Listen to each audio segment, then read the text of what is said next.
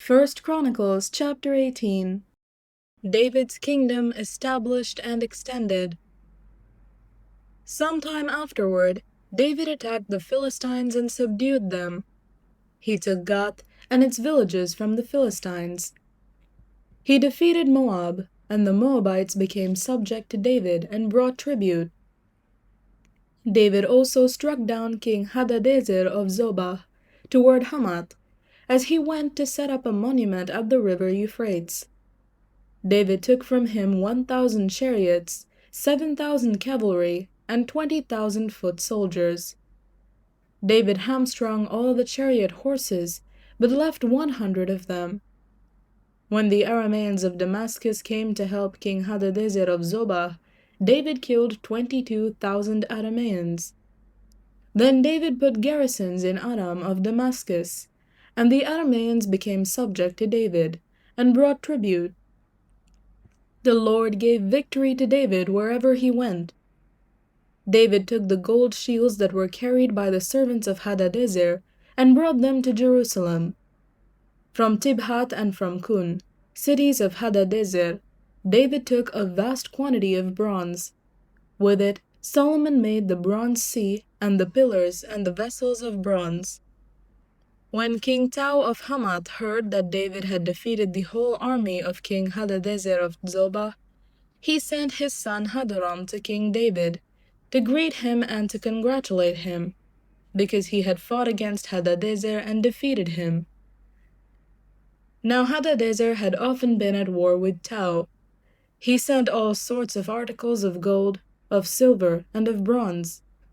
These also King David dedicated to the Lord, together with the silver and gold that he carried off from all the nations, from Edom, Moab, the Ammonites, the Philistines, and Amalek. Abishai, son of Zeruiah, killed 18,000 Edomites in the valley of Salt. He put garrisons in Edom, and all the Edomites became subject to David. And the Lord gave victory to David wherever he went. David's administration. So David reigned over all Israel, and he administered justice and equity to all his people. Joab son of Zeruiah was over the army. Jehoshaphat son of Ahilud was recorder. Zadok son of Ahitub and Ahimelech son of Abiathar were priests. Shavsha was secretary. Benaiah son of Jehoiada was over the Cherethites and the Pelethites. And David's sons were the chief officials in the service of the king. First Chronicles chapter 19. Defeat of the Ammonites and Arameans. Sometime afterward, King Nahash of the Ammonites died, and his son succeeded him. David said, I will deal loyally with Hanun son of Nahash, for his father dealt loyally with me. So David sent messengers to console him concerning his father. When David's servants came to Hanun in the land of the Ammonites to console him, the officials of the Ammonites said to Hanun, Do you think, because David has sent consolers to you, that he is honoring your father? Have not his servants come to you to search and to overthrow and to spy out the land? So Hanun seized David's servants, shaved them, cut off their garments in the middle of their hips, and sent them away, and they departed. When David was told about the men, he sent messengers to them, for they felt greatly humiliated. The king said, Remain at Jericho until your beards have grown, and then return.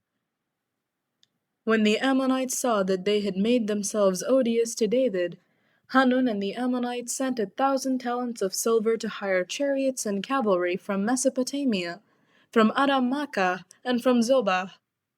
They hired 32,000 chariots, and the king of Makkah with his army, who came and camped before Medeba. And the Ammonites were mustered from their cities and came to battle. When David heard of it, he sent Joab and all the army of the warriors. The Ammonites came out and drew up in battle array at the entrance of the city, and the kings who had come were by themselves in the open country. When Joab saw that the line of battle was set against him, both in front and in the rear, he chose some of the picked men of Israel and arrayed them against the Arameans. The rest of his troops he put in the charge of his brother Abishai, and they were arrayed against the Ammonites. He said, "If the Arameans are too strong for me, then you shall help me. But if the Ammonites are too strong for you, then I will help you. Be strong, and let us be courageous for our people and for the cities of our God, and may the Lord do what seems good to him." So Joab and the troops who were with him advanced towards the Aramean in battle, and they fled before him. When the Ammonites saw that the Arameans had fled, they likewise fled before Abishai, Joab's brother, and entered the city. Then Joab came to Jerusalem. But when the Arameans saw that they had been defeated by Israel, they sent messengers and brought out the Arameans who were beyond the Euphrates, with Shophak, the commander of the army of Hadadezer, at their head. When David was informed, he gathered all Israel together, crossed the Jordan, and came to them, and drew up his forces against them.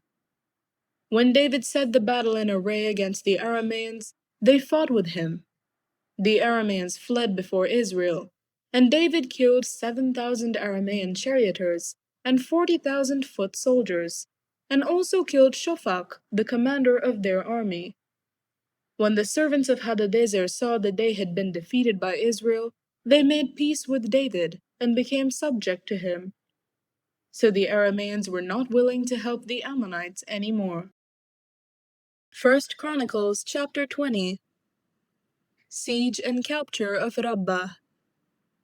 In the spring of the year, the time when kings go out to battle, Joab led out the army, ravaged the country of the Ammonites, and came and besieged Rabbah. But David remained at Jerusalem.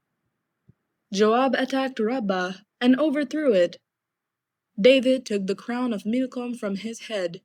He found that it weighed a talent of gold, and in it was a precious stone, and it was placed on David's head. He also brought out the booty of the city, a very great amount. He brought out the people who were in it, and set them to work with saws and iron picks and axes. Thus David did to all the cities of the Ammonites. Then David and all the people returned to Jerusalem. Exploits against the Philistines. After this, war broke out with the Philistines at Gezer. Then Sibbecai the Hushathite killed Sippai, who was one of the descendants of the giants, and the Philistines were subdued. Again there was war with the Philistines, and Elhanan son of Jair killed Lahmi the brother of Goliath the Gittite, the shaft of whose spear was like a weaver's beam. Again there was war at Gath, where there was a man of great size, who had 6 fingers on each hand, and 6 toes on each foot, 24 in number. He also was descended from the giants. When he taunted Israel, Jonathan son of Shimeah, David's brother, killed him. These were descended from the giants in Gath. They fell by the hand of David and his servants. 1 Chronicles chapter 21. The census and plague. Satan stood up against Israel, and incited David to count the people of Israel. So David said to Joab and the commanders of the army, "Go, number Israel, from Beersheba to Dan, and bring me a report, so that I may know their number." But Joab said, "May the Lord increase the number of his people 100-fold. Are they not, my lord the king, all of them my lord's servants? Why then should my lord require this? Why should he bring guilt on Israel?" But the king's word prevailed against Joab. So Joab departed and went throughout all Israel, and came back to Jerusalem. Joab gave the total count of the people to David. In all Israel there were 1,100,000 men who drew the sword, and in Judah 470,000 who drew the sword. But he did not include Levi and Benjamin in the numbering, for the king's command was abhorrent to Joab. But God was displeased with this thing, and he struck Israel. David said to God, I have sinned greatly in that I have done this thing. But now, I pray you, take away the guilt of your servant, for I have done very foolishly. The Lord spoke to Gad, David's seer, saying, Go and say to David, Thus says the Lord, 3 things I offer you. Choose one of them, so that I may do it to you. So Gad came to David and said to him, Thus says the Lord, Take your choice, either 3 years of famine, or 3 months of devastation by your foes, while the sword of your enemies overtakes you, or 3 days of the sword of the Lord, pestilence on the land, and the angel of the Lord destroying throughout all the territory of Israel. Now decide what answer I shall return to the one who sent me. Then David said to Gad, I am in great distress.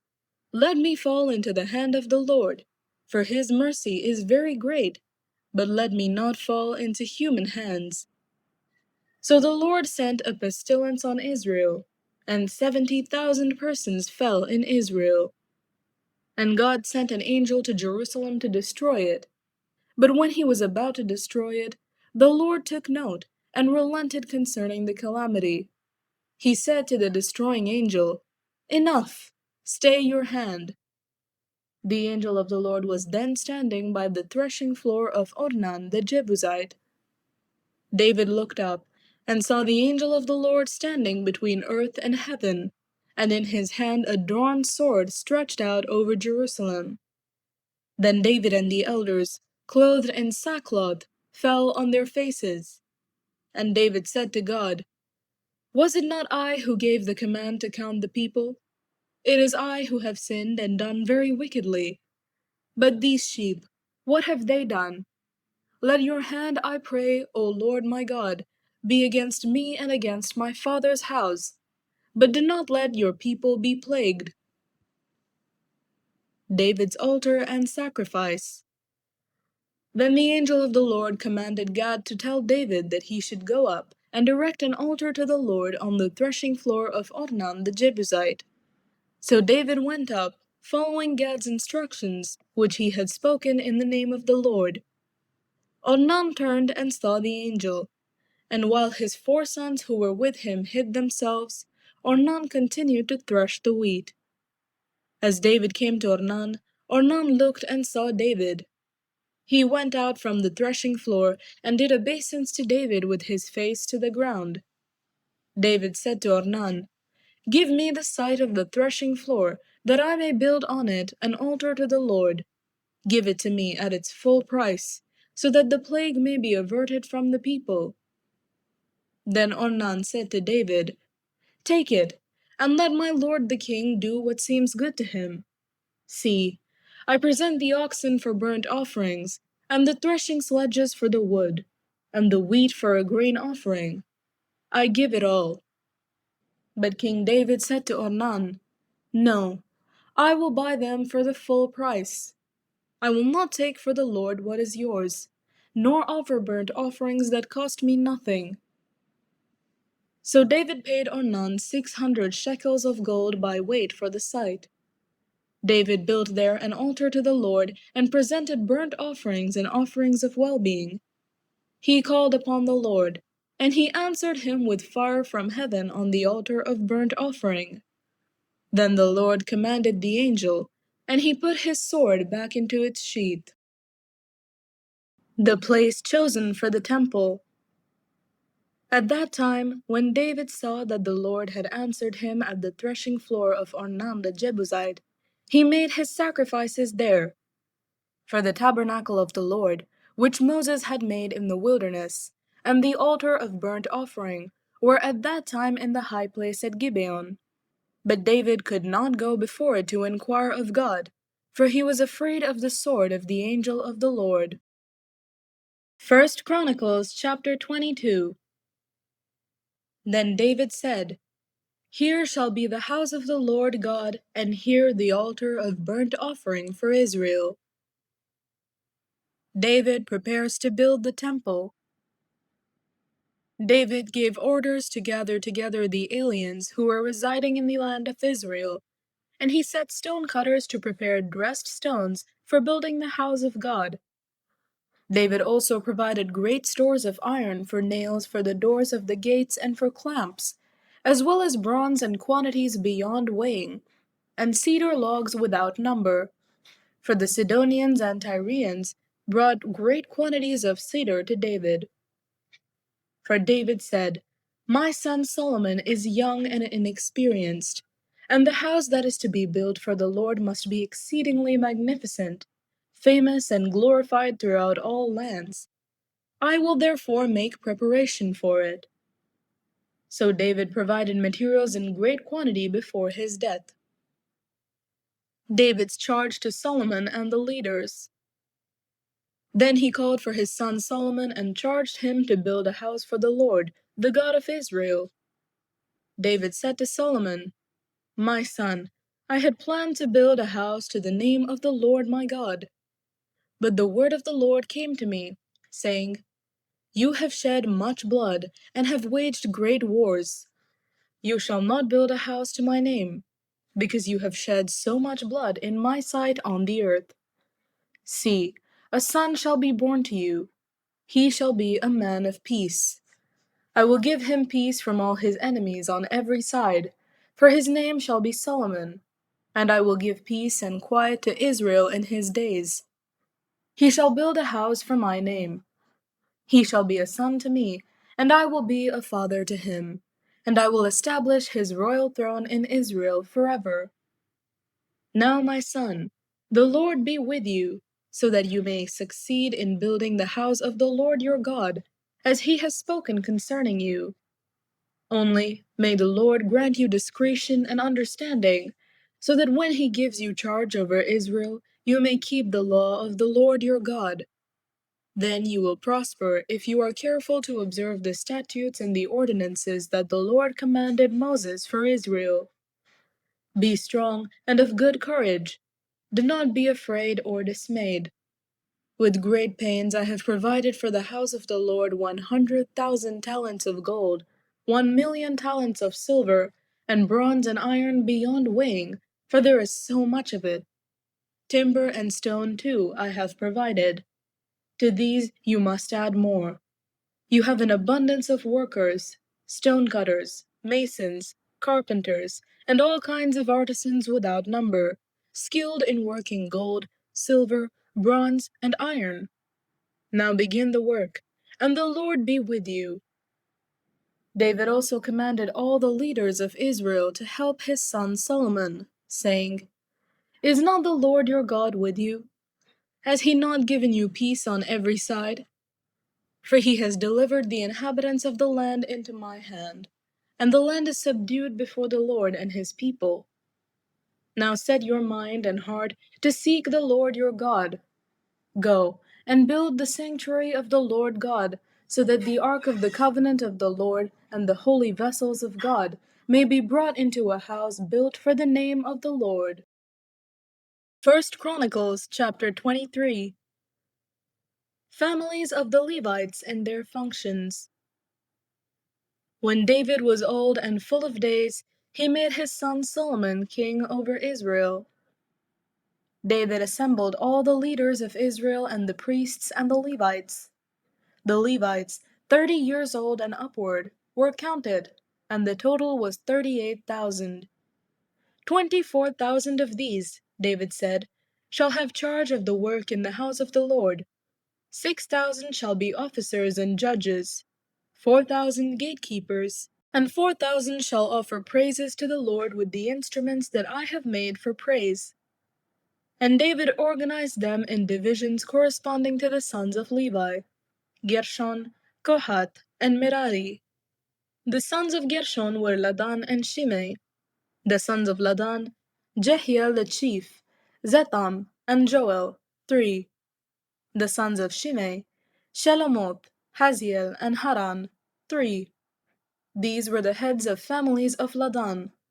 And the sons of Shimei, Jahath, Zina, Jush, and Beriah.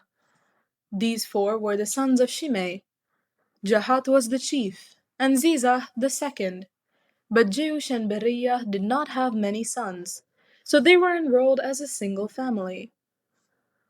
The sons of Kohath: Amram, Izhar, Hebron, and Uzziel. 4. The sons of Amram: Aaron and Moses. Aaron was set apart to consecrate the most holy things, so that he and his sons forever should make offerings before the Lord, and minister to him and pronounce blessings in his name forever. But as for Moses, the man of God, his sons were to be reckoned among the tribe of Levi. The sons of Moses: Gershom and Eliezer. The sons of Gershom: Shebuel the chief. The sons of Eliezer: Rehabiah the chief.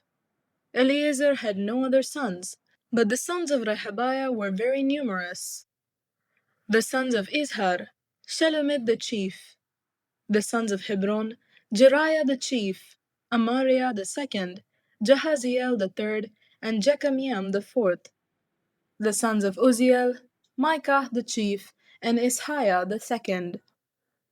The sons of Merari: Mahli and Mushi. The sons of Mahli: Eleazar and Kish. Eleazar died having no sons, but only daughters. Their kindred, the sons of Kish, married them. The sons of Mushi: Mahli, Eder, and Jeremoth. 3.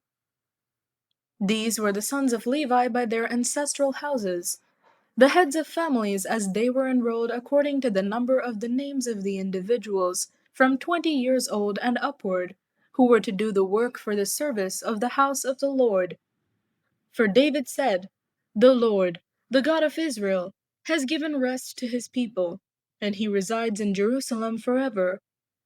And so the Levites no longer need to carry the tabernacle or any of the things for its service. For according to the last words of David, these were the number of the Levites from 20 years old and upward. But their duty shall be to assist the descendants of Aaron for the service of the house of the Lord, having the care of the courts and the chambers, the cleansing of all that is holy, and any work for the service of the house of God, to assist also with the rows of bread, the choice flour for the grain offering, the wafers of unleavened bread, the baked offering, the offering mixed with oil, and all measures of quantity or size. And they shall stand every morning, thanking and praising the Lord, and likewise at evening, and whenever burnt offerings are offered to the Lord on Sabbaths, new moons, and appointed festivals, according to the number required of them, regularly before the Lord. Thus they shall keep charge of the tent of meeting and the sanctuary, and shall attend the descendants of Aaron, their kindred, for the service of the house of the Lord.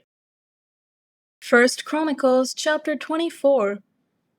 Divisions of the priests. The divisions of the descendants of Aaron were these: the sons of Aaron: Nadab, Abihu, Eleazar, and Ithamar.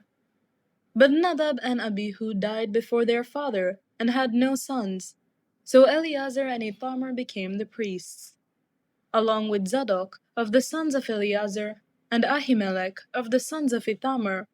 David organized them according to the appointed duties in their service. Since more chief men were found among the sons of Eleazar than among the sons of Ithamar, they organized them under 16 heads of ancestral houses of the sons of Eleazar, and 8 of the sons of Ithamar. They organized them by lot, all alike, for there were officers of the sanctuary and officers of God among both the sons of Eleazar and the sons of Ithamar. The scribe Shemaiah, son of Nathanael, a Levite, recorded them in the presence of the king, and the officers, and Zadok the priest, and Ahimelech son of Abiathar, and the heads of ancestral houses of the priests and of the Levites, one ancestral house being chosen for Eleazar, and one chosen for Ithamar.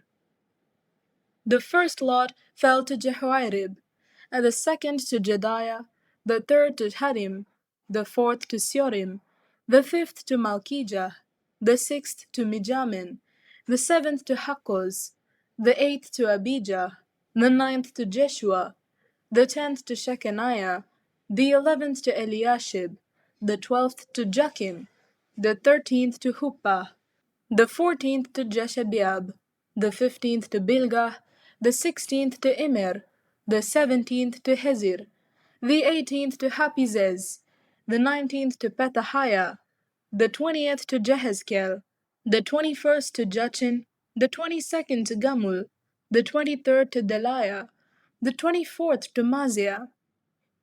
These had as their appointed duty in their service to enter the house of the Lord according to the procedure established for them by their ancestor Aaron, as the Lord God of Israel had commanded him.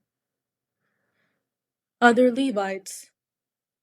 And of the rest of the sons of Levi, of the sons of Amram, Shubael, of the sons of Shubael, Jehdiah, of Rehabiah, of the sons of Rehabiah, Ishiah the chief, of the Isharites, Shelomoth, of the sons of Shelomoth, Jahath, the sons of Hebron, Jeriah the chief, Amariah the second, Jahaziel the third, Jechamiam the fourth, the sons of Uzziel, Micah, of the sons of Micah, Shamir, the brother of Micah, Ishiah, of the sons of Ishiah, Zechariah, the sons of Merari, Mahli and Mushi, the sons of Jaziah, Beno, the sons of Merari, of Jaziah, Beno, Shoham, Zakur, and Ibri, of Mahli, Eleazar, who had no sons, of Kish, the sons of Kish, Jerahmeel,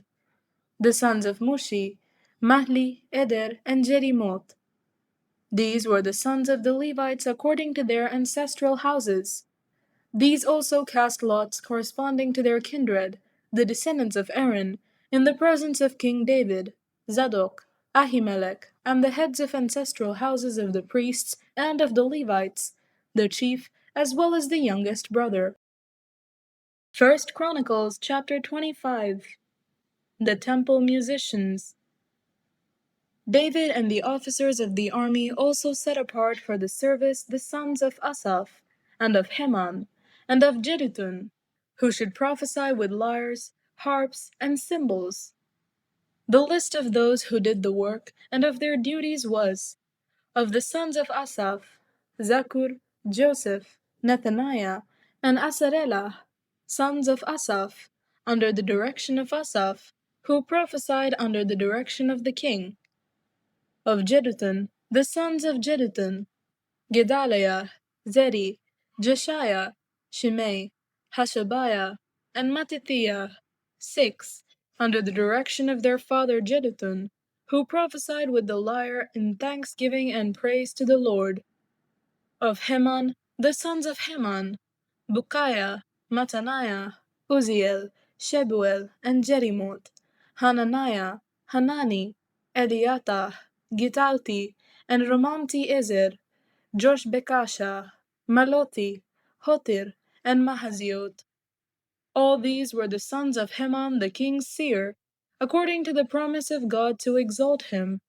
For God had given Heman 14 sons and 3 daughters. They were all under the direction of their father for the music in the house of the Lord, with cymbals, harps, and lyres, for the service of the house of God. Asaph, Jeduthun, and Heman were under the order of the king. They and their kindred, who were trained in singing to the Lord, all of whom were skillful, numbered 288. And they cast lots for their duties, small and great, teacher and pupil alike. The first lot fell for Asaph to Joseph, the second to Gedaliah, to him and his brothers and his sons, 12. The third to Zakur, his sons and his brothers, 12. The fourth to Izri, his sons and his brothers, 12. The fifth to Nethaniah, his sons and his brothers, 12. The sixth to Bukiah, his sons and his brothers, 12. The seventh to Jesarela, his sons and his brothers, 12. The eighth to Jeshiah, his sons and his brothers, 12. The ninth to Mattaniah, his sons and his brothers, 12. The 10th to Shimei, his sons and his brothers, 12. The 11th to Azarel, his sons and his brothers, 12. The 12th to Hashabiah, his sons and his brothers, 12. To the 13th, Shubael, his sons and his brothers, 12. To the 14th, Mattithiah, his sons and his brothers, 12. To the 15th, to Jeremoth, his sons and his brothers, 12. To the 16th, to Hananiah, his sons and his brothers, 12. To the 17th, to Joshbekashah, his sons and his brothers, 12. To the 18th, to Hanani, his sons and his brothers, 12. To the 19th, to Maloti, his sons and his brothers, 12. To the 20th, to Eliatah, his sons and his brothers, 12. To the 21st, to Hotir, his sons and his brothers, 12. To the 22nd, to Gidalti, his sons and his brothers, 12. To the 23rd, to Mahaziot, his sons and his brothers, 12. To the 24th, to Romamti-Ezer, his sons and his brothers, 12. 1 Chronicles chapter 26. The Gatekeepers. As for the divisions of the gatekeepers, of the Korahites, Meshelemiah, son of Kore, of the sons of Asaph. Meshelemiah had sons, Zechariah the firstborn, Jediel the second, Zebadiah the third, Jatniel the fourth, Elam the fifth, Jehohanan the sixth, Eliehoenai the seventh. Obed-Edom has sons, Shemaiah the firstborn, Jehozabad the second, Joah the third, Sacar the fourth, Nethanel the fifth, Amiel the sixth, Issachar the seventh, Purletai the eighth. For God blessed him. Also to his son Shemaiah sons were born, who exercised authority in their ancestral houses, for they were men of great ability. The sons of Shemaiah, Othni, Rephael, Obed, and Elzabad, whose brothers were able men, Elihu and Semachiah. All these, sons of Obed-Edom with their sons and brothers, were able men qualified for the service, 62 of Obed-Edom. Meshelemiah had sons and brothers, able men, 18. Hosah, of the sons of Merari, had sons, Shimri, the chief, for though he was not the firstborn, his father made him chief. Hilkiah the second, Tebaliah the third, Zechariah the fourth. All the sons and brothers of Hosah totaled 13. These divisions of the gatekeepers, corresponding to their leaders, had duties, just as their kindred did, ministering in the house of the Lord. And they cast lots by ancestral houses, small and great alike, for their gates. The lot for the east fell to Shelemiah. They cast lots also for his son Zechariah, a prudent counselor, and his lot came out for the north.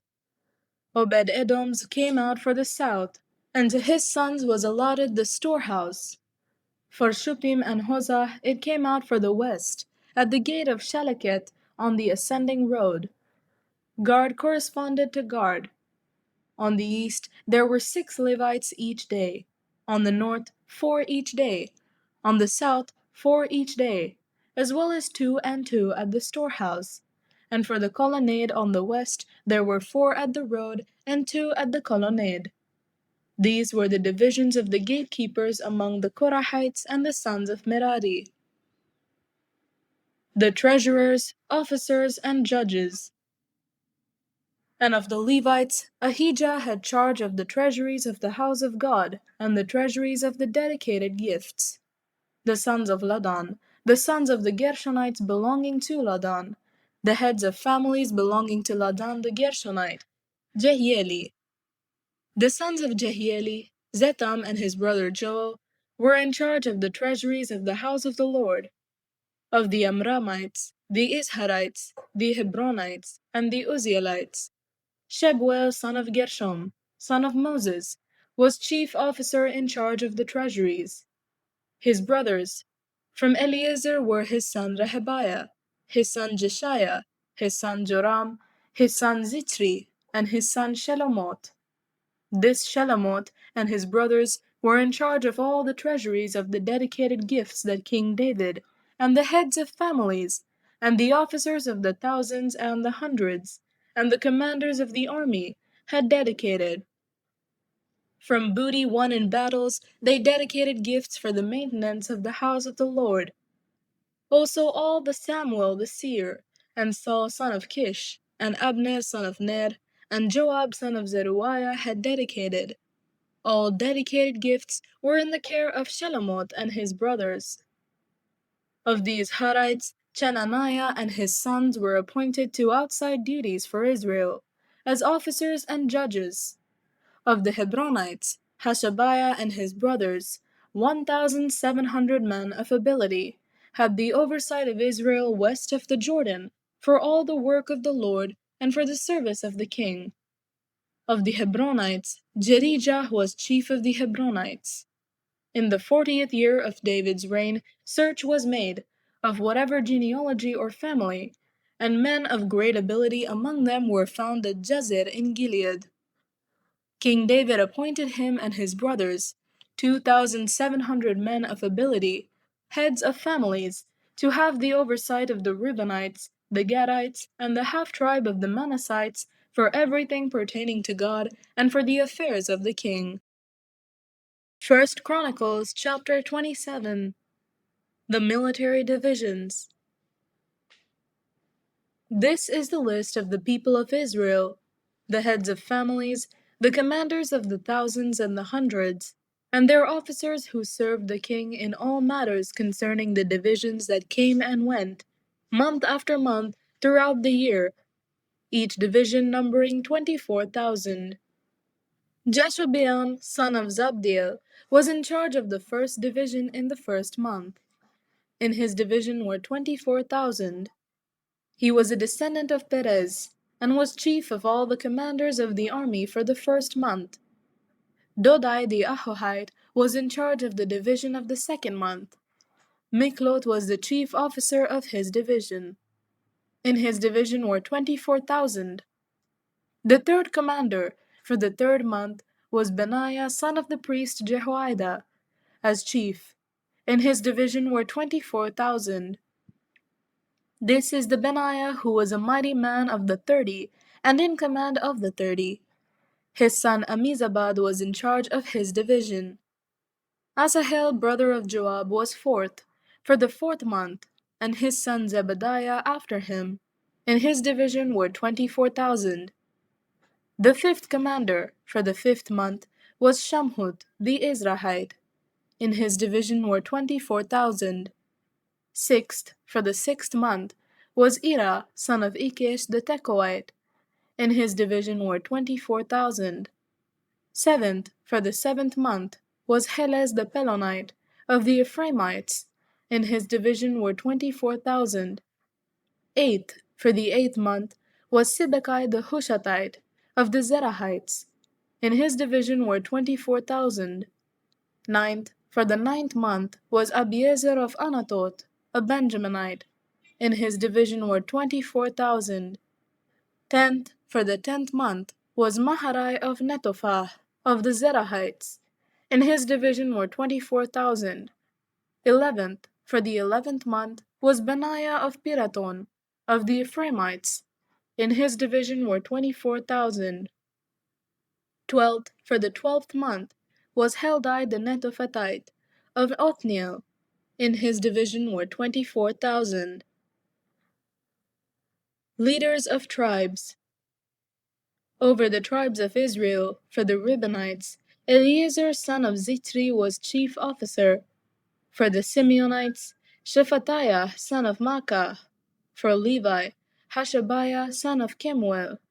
For Aaron, Zadok. For Judah, Elihu, one of David's brothers. For Issachar, Omri son of Michael. For Zebulun, Ishmaiah son of Obadiah. For Naphtali, Jerimot son of Azriel. For the Ephraimites, Hoshea son of Azaziah. For the half-tribe of Manasseh, Joel son of Pedaiah. For the half-tribe of Manasseh in Gilead, Iddo son of Zechariah. For Benjamin, Jesiel son of Abner. For Dan, Azarel son of Jeroham. These were the leaders of the tribes of Israel. David did not count those below 20 years of age, for the Lord had promised to make Israel as numerous as the stars of heaven. Joab son of Zeruiah began to count them, but did not finish. Yet wrath came upon Israel for this, and the number was not entered into the account of the annals of King David. Other civic officials. Over the king's treasuries was Asmavet, son of Adiel. Over the treasuries in the country, in the cities, in the villages, and in the towers, was Jonathan son of Uzziah. Over those who did the work of the field, tilling the soil, was Ezri son of Chilub. Over the vineyards was Shimei the Ramathite. Over the produce of the vineyards for the wine cellars was Zabdi the Shifmite. Over the olive and sycamore trees in the Shephelah was Baal-Hanan the Gederite. Over the stores of oil was Joash.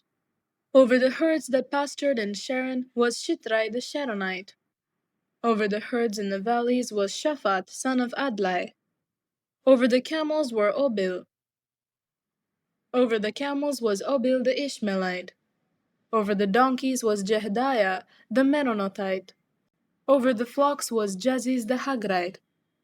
All these were stewards of King David's property. Jonathan, David's uncle, was a counselor, being a man of understanding and a scribe. Jehiel, son of Hakmoni, attended the king's sons. Ahithophel was the king's counselor, and Hushai the Archite was the king's friend. After Ahithophel came Jehoiada son of Benaiah, and Abiathar. Joab was commander of the king's army. 1 Chronicles chapter 28. Solomon instructed to build the temple. David assembled at Jerusalem all the officials of Israel, the officials of the tribes, the officers of the divisions that served the king, the commanders of the thousands, the commanders of the hundreds, the stewards of all the property and cattle of the king and his sons, together with the palace officials, the mighty warriors, and all the warriors. Then King David rose to his feet and said, "Hear me, my brothers and my people. I had planned to build a house of rest for the ark of the covenant of the Lord, for the footstool of our God, and I made preparations for building. But God said to me, 'You shall not build a house for my name, for you are a warrior and have shed blood.' Yet the Lord God of Israel chose me from all my ancestral house to be king over Israel forever. For he chose Judah as leader, and in the house of Judah, my father's house, and among my father's sons, he took delight in making me king over all Israel. And of all my sons, for the Lord has given me many, he has chosen my son Solomon to sit upon the throne of the kingdom of the Lord of Israel. He said to me, 'It is your son Solomon who shall build my house and my courts, for I have chosen him to be a son to me, and I will be a father to him. I will establish his kingdom forever, if he continues resolute in keeping my commandments and my ordinances, as he is today.' Now therefore, in the sight of all Israel, the assembly of the Lord, and in the hearing of our God, observe and search out all the commandments of the Lord your God, that you may possess this good land, and leave it as an inheritance to your children after you forever. And you, my son Solomon, know the God of your father, and serve him with single mind and willing heart. For the Lord searches every mind, and understands every plan and thought. If you seek him, he will be found by you, but if you forsake him, he will abandon you forever. Take heed now, for the Lord has chosen you to build a house as the sanctuary. Be strong and act." Then David gave his son Solomon the plan of the vestibule of the temple, and of its houses, its treasuries, its upper rooms, and its inner chambers, and of the room for the mercy seat, and the plan of all that he had in mind, for the courts of the house of the Lord, all the surrounding chambers, the treasuries of the house of God, and the treasuries for dedicated gifts, for the divisions of the priests and of the Levites, and all the work of the service in the house of the Lord, for all the vessels for the service in the house of the Lord, the weight of gold for all golden vessels for each service, the weight of silver vessels for each service, the weight of the golden lampstands and their lamps, the weight of gold for each lampstand and its lamps, the weight of silver for a lampstand and its lamps, according to the use of each in the service, the weight of gold for each table for the rows of bread, the silver for the silver tables, and pure gold for the forks, the basins, and the cups, for the golden bowls and the weight of each, for the silver bowls and the weight of each, for the altar of incense made of refined gold, and its weight, also his plan for the golden chariot of the cherubim that spread their wings and covered the ark of the covenant of the Lord. All this, in writing at the Lord's direction, he made clear to me, the plan of all the works. David said further to his son Solomon, "Be strong and of good courage, and act. Do not be afraid or dismayed, for the Lord God, my God, is with you. He will not fail you or forsake you, until all the work for the service of the house of the Lord is finished.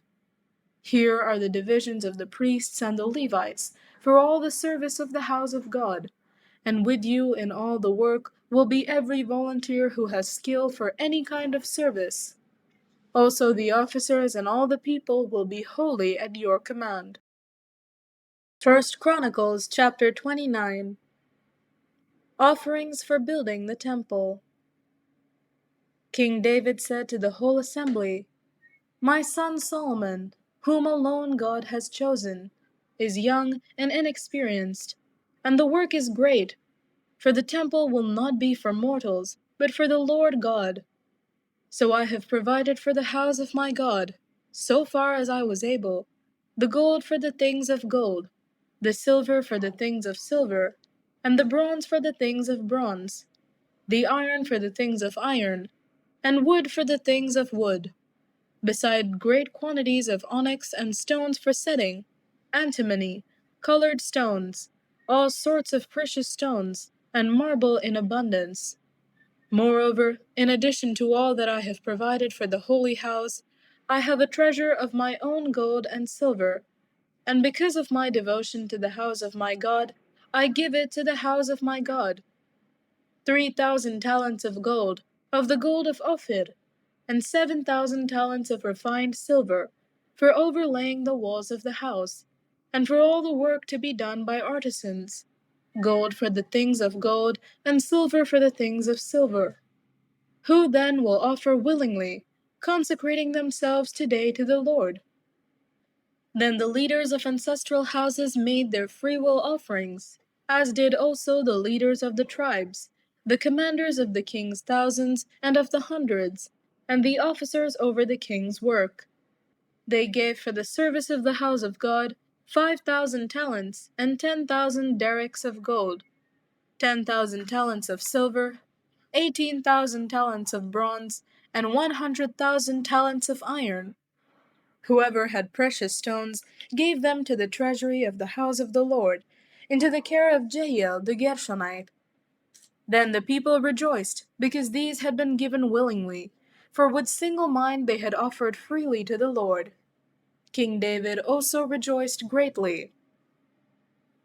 David's praise to God. Then David blessed the Lord in the presence of all the assembly. David said, "Blessed are you, O Lord, the God of our ancestor Israel, forever and ever.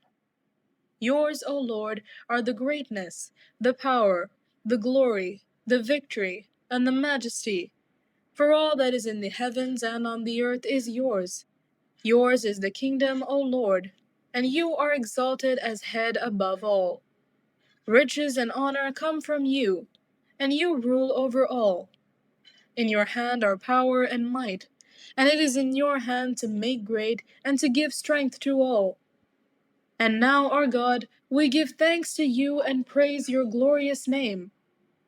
But who am I, and what is my people, that we should be able to make this freewill offering? For all things come from you, and of your own we have given you. For we are aliens and transients before you, as were all our ancestors. Our days on the earth are like a shadow, and there is no hope. O Lord our God, all this abundance that we have provided for building you a house for your holy name comes from your hand and is all your own.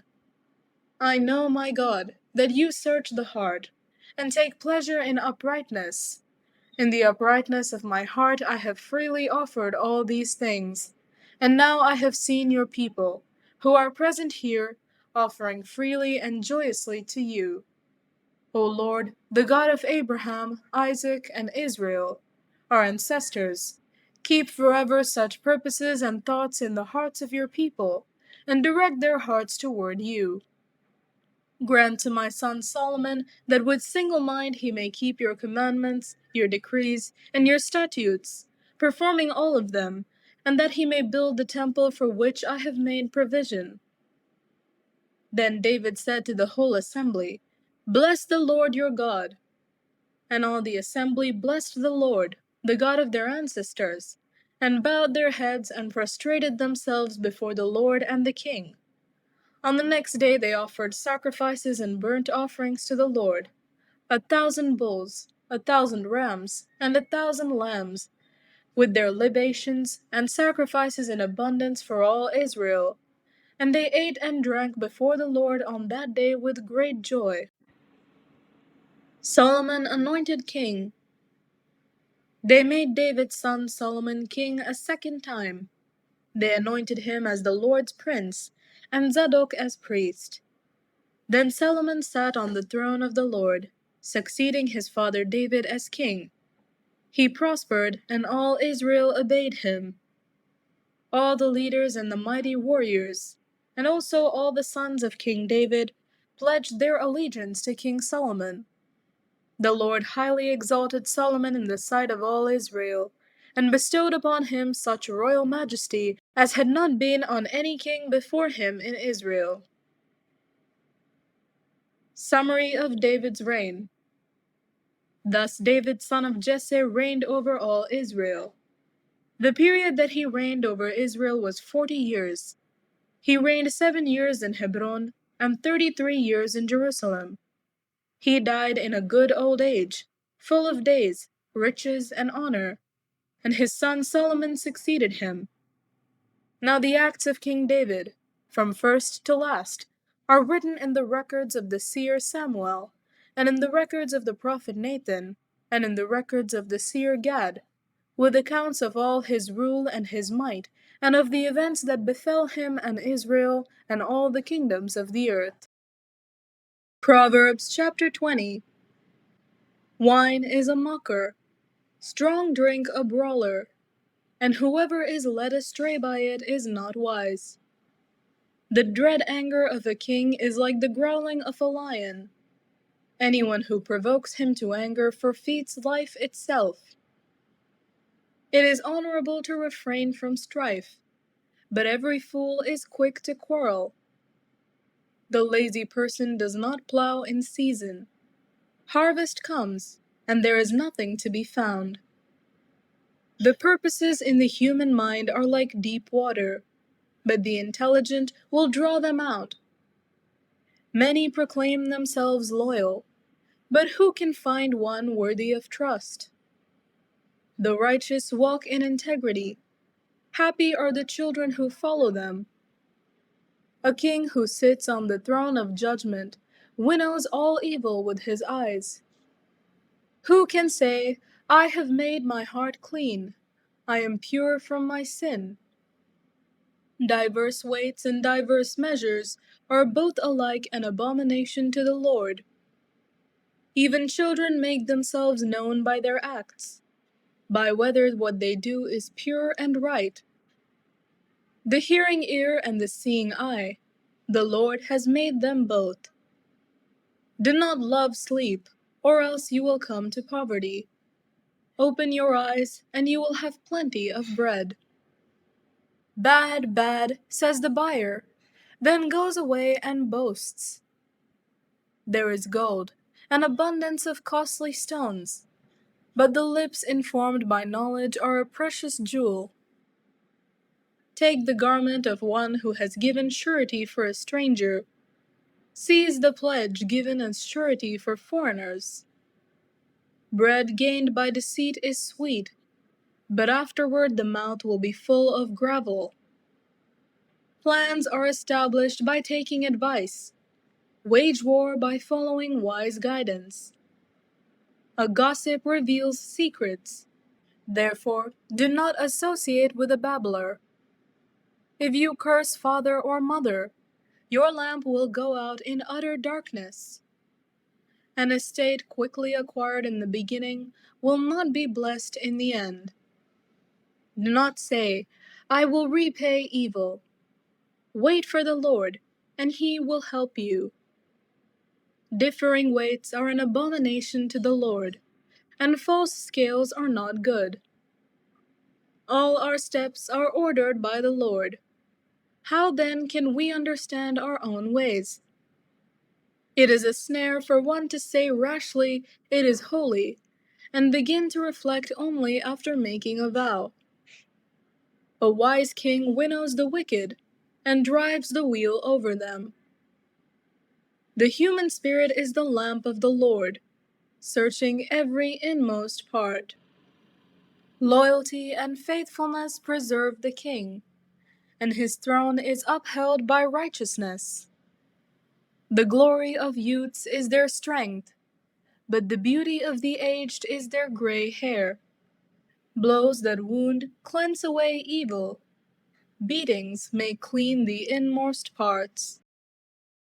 Proverbs chapter 21. The king's heart is a stream of water in the hand of the Lord. He turns it wherever he will. All deeds are right in the sight of the doer, but the Lord weighs the heart. To do righteousness and justice is more acceptable to the Lord than sacrifice. Haughty eyes and a proud heart, the lamp of the wicked, are sin. The plans of the diligent lead surely to abundance, but everyone who is hasty comes only to want. The getting of treasures by a lying tongue is a fleeting vapor and a snare of death. The violence of the wicked will sweep them away, because they refuse to do what is just. The way of the guilty is crooked, but the conduct of the pure is right. It is better to live in a corner of the housetop than in a house shared with a contentious wife. The souls of the wicked desire evil. Their neighbors find no mercy in their eyes. When a scoffer is punished, the simple become wiser. When the wise are instructed, they increase in knowledge. The righteous one observes the house of the wicked. He casts the wicked down to ruin. If you close your ear to the cry of the poor, you will cry out and not be heard. A gift in secret averts anger, and a concealed bribe in the bosom, strong wrath. When justice is done, it is a joy to the righteous, but dismay to evildoers. Whoever wanders from the way of understanding will rest in the assembly of the dead. Whoever loves pleasure will suffer want. Whoever loves wine and oil will not be rich. The wicked is a ransom for the righteous, and the faithless for the upright. It is better to live in a desert land than with a contentious and fretful wife. Precious treasure remains in the house of the wise, but the fool devours it. Whoever pursues righteousness and kindness will find life and honor. One wise person went up against a city of warriors and brought down the stronghold in which they trusted. To watch over mouth and tongue is to keep out of trouble. The proud, haughty person, named scoffer, acts with arrogant pride. The craving of a lazy person is fatal, for lazy hands refuse to labor. All day long the wicked covet, but the righteous give and do not hold back. The sacrifice of the wicked is an abomination. How much more when brought with evil intent? A false witness will perish, but a good listener will testify successfully. The wicked put on a bold face, but the upright give thought to their ways. No wisdom, no understanding, no counsel can avail against the Lord. The horse is made ready for the day of battle, but the victory belongs to the Lord. Proverbs chapter 22. A good name is to be chosen rather than great riches, and favor is better than silver or gold. The rich and the poor have this in common: the Lord is the maker of them all. The clever see danger and hide, but the simple go on and suffer for it. The reward for humility and fear of the Lord is riches and honor and life. Thorns and snares are in the way of the perverse. The cautious will keep far from them. Train children in the right way, and when old, they will not stray. The rich rule over the poor, and the borrower is the slave of the lender. Whoever sows injustice will reap calamity, and the rod of anger will fail. Those who are generous are blessed, for they share their bread with the poor. Drive out a scoffer, and strife goes out. Quarreling and abuse will cease. Those who love a pure heart and are gracious in speech will have the king as a friend. The eyes of the Lord keep watch over knowledge, but he overthrows the words of the faithless. The lazy person says, "There is a lion outside. I shall be killed in the streets." The mouth of a loose woman is a deep pit. He with whom the Lord is angry falls into it. Folly is bound up in the heart of a boy, but the rod of discipline drives it far away. Oppressing the poor in order to enrich oneself, and giving to the rich, will lead only to loss. Sayings of the wise. The words of the wise. Incline your ear and hear my words, and apply your mind to my teaching.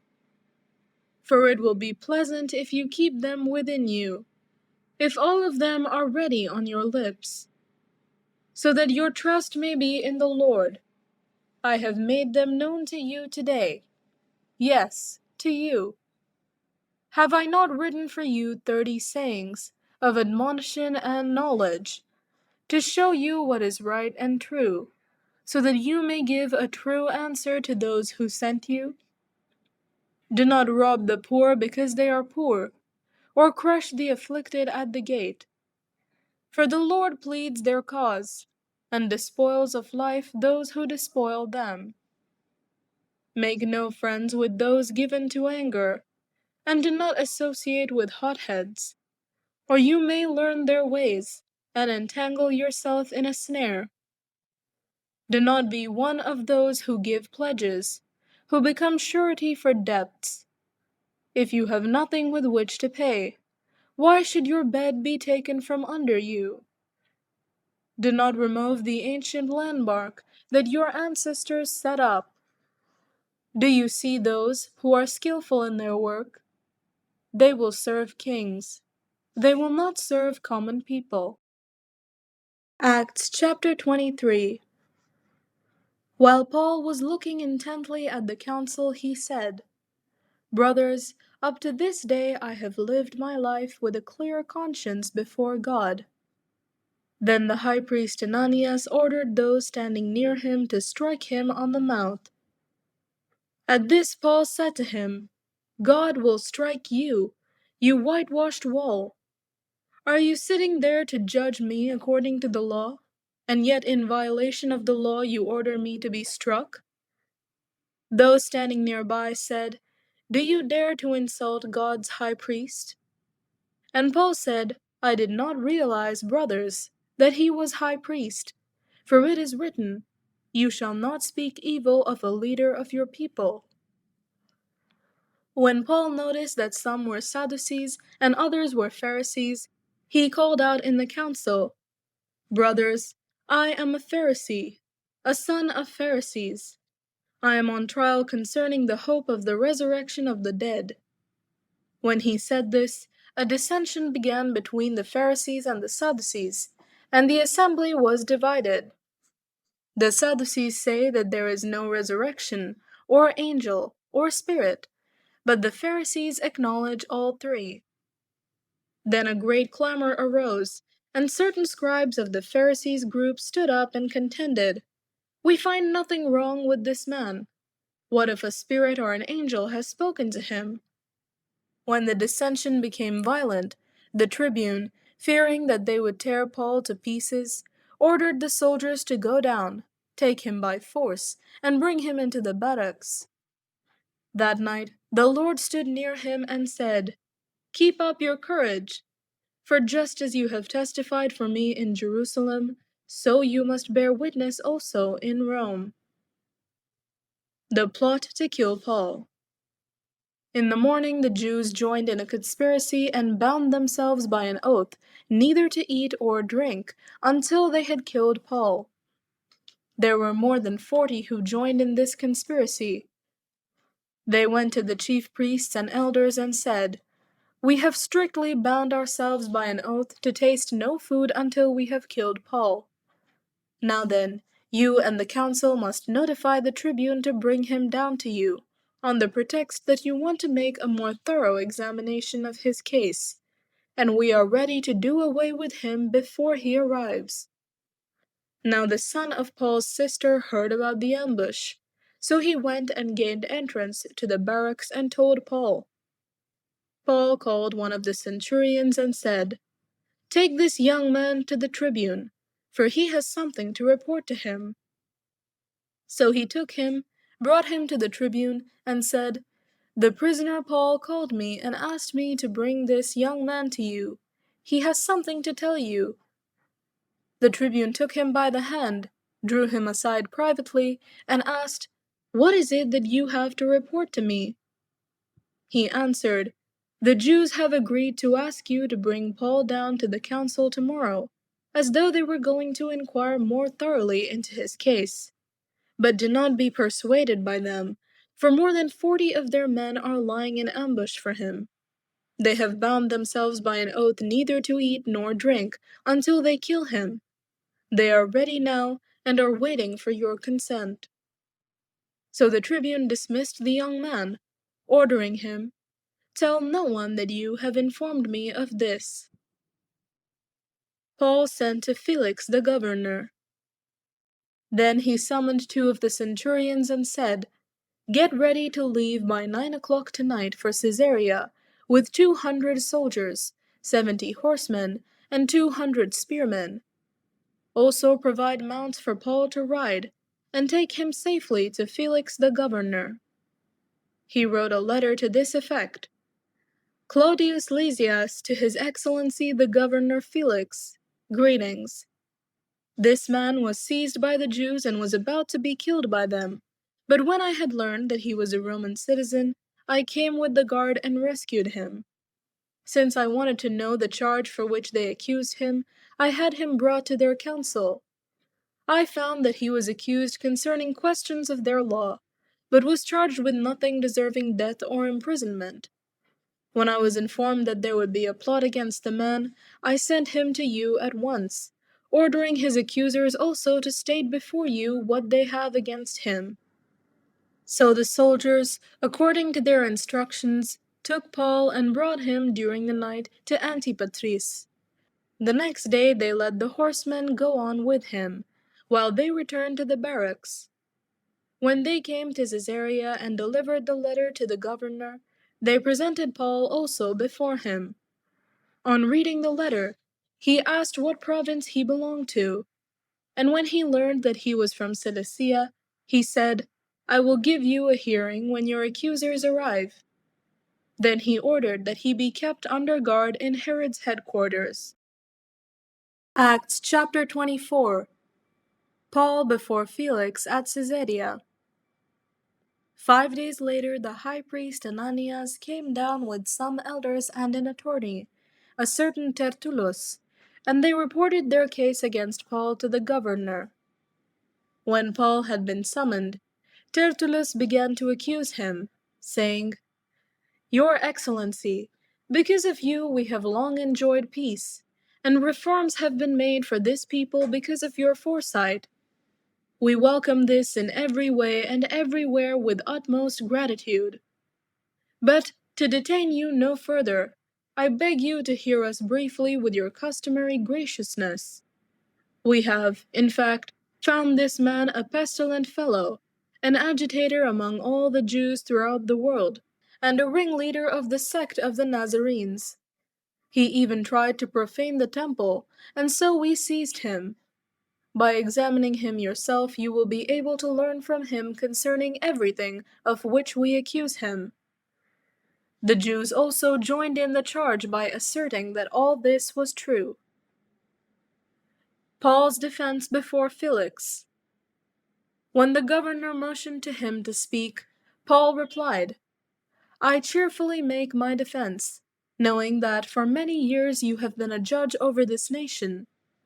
As you can find out, it is not more than 12 days since I went up to worship in Jerusalem. They did not find me disputing with anyone in the temple or stirring up a crowd, either in the synagogues or throughout the city. Neither can they prove to you the charge that they now bring against me. But this I admit to you, that according to the way, which they call a sect, I worship the God of our ancestors, believing everything laid down according to the law or written in the prophets. I have a hope in God, a hope that they themselves also accept, that there will be a resurrection of both the righteous and the unrighteous.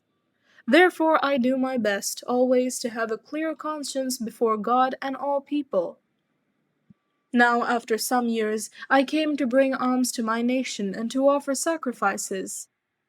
While I was doing this, they found me in the temple, completing the rite of purification, without any crowd or disturbance. But there are some Jews from Asia. They ought to be here before you to make an accusation, if they have anything against me. Or let these men here tell what crime they had found when I stood before the council, unless it was this one sentence that I called out while standing before them. It is about the resurrection of the dead that I am on trial before you today." But Felix, who was rather well informed about the way, adjourned the hearing with the comment, "When Lysias the tribune comes down, I will decide your case."